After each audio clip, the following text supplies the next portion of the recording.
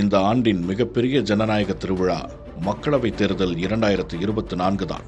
இந்த முறை தேசிய ஜனநாயக கூட்டணி 400 தொகுதிகளுக்கு மேல் வெல்லும், நாங்கள் மட்டும் தனித்து 370 தொகுதிகளில் வெல்வோம் என்கிற முழக்கத்துடன் தேர்தல் பிரச்சாரத்தை தொடங்கியது பாஜக மீண்டும் ஆட்சி அமைத்தால் அரசமைப்பு சட்டத்தையே மாற்றிவிடுவார்கள், இடஒதுக்கீடும் பறிபோகும் என்பன போன்ற பிரச்சாரங்களை 24 கட்சிகள் அடங்கிய இந்தியா கூட்டணி முன்னெடுத்தது.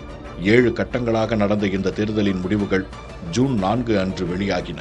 பாஜகவுக்கு தனிப்பெரும்பான்மை கிடைக்கவில்லை. 240 தொகுதிகளை கைப்பற்றிய பாஜக தெலுங்கு தேசம், ஐக்கிய ஜனதா தளம் உள்ளிட்ட கட்சிகளின் ஆதரவுடன் ஆட்சி அமைத்தது.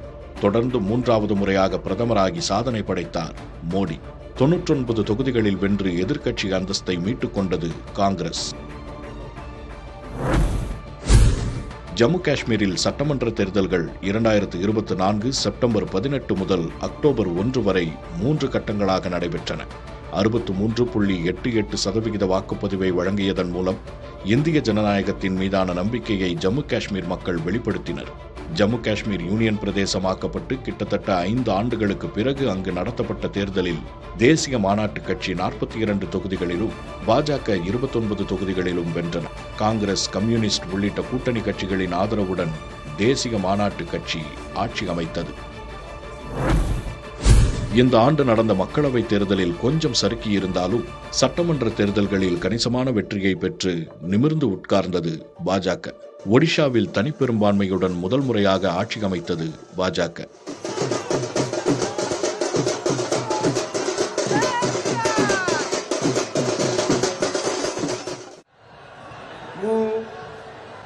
श्री मोहन चरण माझी ईश्वरंक नामरे शपथ करुअछि जे இதனால் நவீன் பட்நாயக் தலைமையிலான பிஜு ஜனதா தளத்தின் 24 ஆண்டுகால ஆட்சி முடிவுக்கு வந்தது.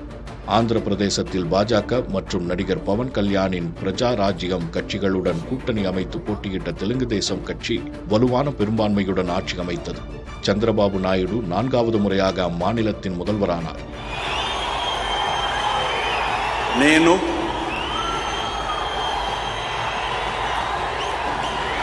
నారా చంద్రబాబు నాయుడు అనే నేను ஜெகன்மோகன் ரெட்டியின் ஒய்எஸ்ஆர் கட்சி படுதோல்வி அடைந்தது.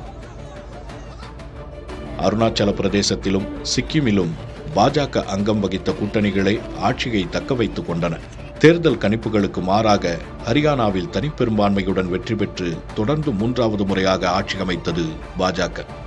नायक सिंह सैनी ईश्वर की शपथ लेता हूं कि मैं विधि द्वारा स्थापित भारत के संविधान के प्रति கடுமையான போட்டி நிலவியதாக கருதப்பட்ட மகாராஷ்டிர தேர்தலிலும் பாஜக தலைமையிலான மகாயுதி கூட்டணி அசுர பலத்துடன் வெற்றி பெற்றது.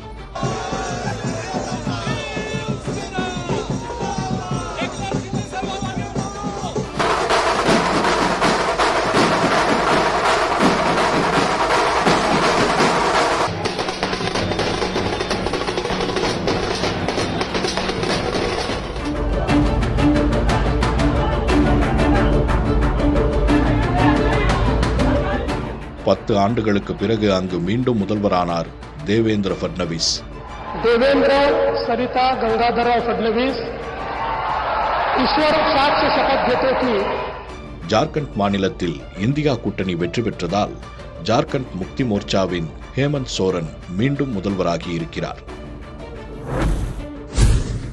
காலிஸ்தான் பிரிவினைவாதி ஹர்தீப் சிங் நிஜார் கொலையை முன்வைத்து தொடங்கிய சர்ச்சையால் இந்தியா கனடா உறவில் விரிசல் மேலும் விரிந்தது.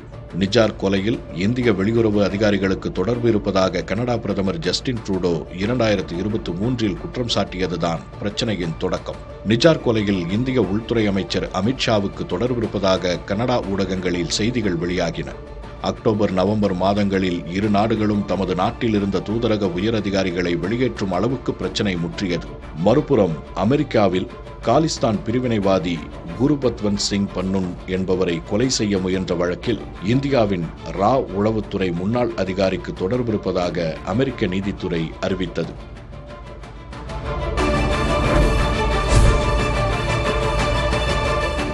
இந்திய சீன எல்லையில் பதற்றம் நிலவி வந்த பகுதிகளிலிருந்து இரு நாடுகளும் தமது ராணுவ படைகளை திரும்ப பெற்றுக் கொண்டன. 2020 ஜூன் மாதத்தில் கிழக்கு லடாக்கில் உள்ள கல்வான் பள்ளத்தாக்கில் எல்லை தாண்டி வந்த சீன படையினருக்கும் இந்திய படையினருக்கும் இடையில் மோதல் வெடித்தது. இந்த மோதலை அடுத்து இரு நாட்டு ராணுவங்களும் எல்லை கட்டுப்பாட்டு கோட்டை ஒட்டிய பகுதிகளில் ஆயிரக்கணக்கான படை வீரர்களை குவித்தன.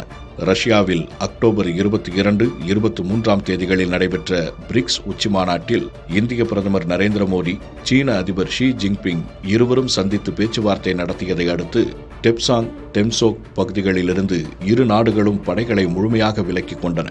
இந்திய சீன எல்லையில் 4 ஆண்டு கால பதற்றம் தணிந்தது. சூரிய சக்தி மின்சாரத்தை விநியோகிப்பதற்கான ஒப்பந்தங்களை பெறுவதற்காக இந்தியாவைச் சேர்ந்த அரசு அதிகாரிகளுக்கு ரூபாய் 2000 கோடிக்கு மேல் லஞ்சம் கொடுத்ததாக அதானி குழும நிறுவனர் கௌதம் அதானி, அவரது வாரிசாக கருதப்படும் சாகர் அதானி உள்ளிட்ட 7 பேர் மீது அமெரிக்க அரசு நியூயார்க் நீதிமன்றத்தில் வழக்கு தொடர்ந்துள்ளது. இந்த குற்றச்சாட்டினை அதானி குழுமம் மறுத்துள்ளது. மோடி அரசு தனது நண்பரான அதானியை பாதுகாக்கிறது என்கிற விமர்சனத்தை எதிர்க்கட்சிகள் முன்னெடுக்கின்றன. மறுபுறம் ஆந்திர பிரதேசம், சத்தீஸ்கர், ஒடிஷா, தமிழ்நாடு உள்ளிட்ட மாநிலங்களில் பாஜகவின் எதிர்க்கட்சிகள் ஆட்சி செய்த காலத்தில் அதானியின் முதலீடுகள் பெறப்பட்டிருப்பதை முன்வைத்து பதில் குற்றச்சாட்டுகளை கிளப்பியது பாஜக. அதானியை தான் சந்திக்கவே இல்லை என்று தமிழக சட்டமன்றத்தில் முதல்வர் ஸ்டாலின் விளக்கமளிக்கும் அளவுக்கு பிரச்சனை முற்றியது. தமிழ்நாட்டுக்கு அதுக்கு எந்தவித சம்மந்தம் கிடையாது. என்னை அவர் சந்திக்கவில்லை, நான் அவரை பார்க்கவும் இல்லை. இதை விட வேறு விளக்கம் தேவையா? நாட்டிலேயே முதல் முறையாக பொது சிவில் சட்டத்தை நிறைவேற்றியது உத்தராகண்ட் மாநிலத்தை ஆளும் பாஜக அரசு. பல மத இன மக்கள் வாழும் நாட்டில் அனைவருக்கும் ஒரே பொது சிவில் சட்டம் என்பது இந்தியாவின் பன்மைத்துவத்தை பாதிக்கும் என்ற விமர்சனம் கூர்மையடைந்தது.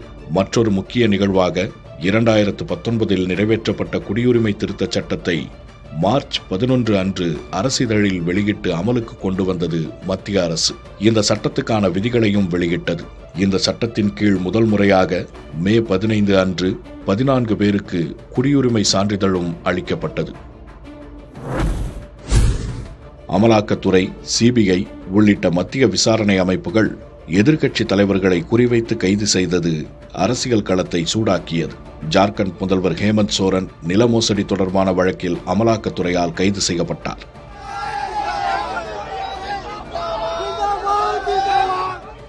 மதுபான கொள்கை முறைகேடு வழக்கில் ஏற்கனவே டெல்லி துணை முதல்வர் மணீஷ் சிசோடியா கைது செய்யப்பட்டிருந்த நிலையில் முதல்வர் அரவிந்த் கெஜ்ரிவாலும் கைது செய்யப்பட்டார். சட்டவிரோத பணப்பரிவர்த்தனை தடுப்புச் சட்டத்தின் கீழ் பதிவு செய்யப்பட்ட வழக்குகளில் ஜாமீன் வழங்குவதற்கான நடைமுறைகள் கடுமையாக்கப்பட்டதை காரணம் காட்டி நீதிமன்றங்கள் இவர்களுக்கு பிணை வழங்க மறுத்தன. இதனால் இவர்கள் விசாரணை கைதிகளாகவே நீண்ட காலம் சிறையில் இருக்க நேர்ந்தது. உச்சநீதிமன்றத்தின் தலையீட்டுக்கு பிறகே பிணையில் விடுவிக்கப்பட்டனர். நாம் இருவர் நமக்கிருவர், ஒரு குடும்பம் ஒரு குழந்தை என்று குடும்ப கட்டுப்பாடு திட்டத்தை தீவிரமாக அமல்படுத்தி வந்த தென் மாநிலங்களின் போக்கில் இந்த ஆண்டு சின்ன மனமாற்றம் ஏற்பட்டது. புதிய நாடாளுமன்ற கட்டடத்தில் கூடுதல் இருக்கைகள் ஏற்படுத்தப்பட்டதும் அதன் அடிப்படையில் நாடு முழுக்க தொகுதிகளின் எண்ணிக்கை மறுவரையறை செய்யப்படும் என்று அறிவிக்கப்பட்டதும் தான் இதற்கு காரணம். கருவுறுதல் விகிதம் தேசிய அளவில் 2.1 இருக்கும் நிலையில் தென்னகத்தில் அது வெறும் 1.6 உள்ளது. இதனால் ஆந்திரா, தமிழ்நாடு மாநிலங்களின் முதலமைச்சர்கள் அதிக குழந்தை பெறுவீர் என்ற முழக்கத்தை முன்னெடுத்தனர். 2014 முதலே பாஜக அரசு சொல்லி வந்த ஒரே நாடு ஒரே தேர்தல் திட்டம் இந்த ஆண்டில் சட்ட முன்வரைவாக வடிவெடுத்தது.